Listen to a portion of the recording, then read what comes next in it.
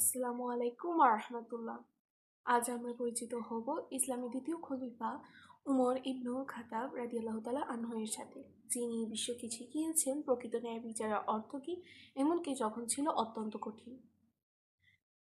উমর রাদিয়াল্লাহু তাআলা তিনি একসময় ইসলামের ঘোর শত্রু ছিলেন। তিনি মুসলমানদের ঘৃণা করতেন এবং এমনকি নবী সাল্লাল্লাহু আলাইহি ওয়াসাল্লামের ক্ষতি করার পরিকল্পনাও করেছিলেন। কিন্তু একদিন তিনি তার বোনকে কোরআন তেলাওয়াত করতে শুনলেন। তার সূরা তাহার বাণী তার হৃদয়কে নরম করে দিল এবং তিনি নবী সাল্লাল্লাহু আলাইহি ওয়াসাল্লামের কাছে ছুটে গিয়ে ঘোষণা করলেন, আমি ইসলাম গ্রহণ করলাম। খলিফা হিসেবে উমর রাদিয়াল্লাহু তাআলা ছেঁড়া ফাটা পোশাক পরতেন এবং রাত্রে গোপনে রাস্তায় হাঁটতেন, যাতে কেউ ক্ষুধার্ত বা নির্যাতিত না হয়।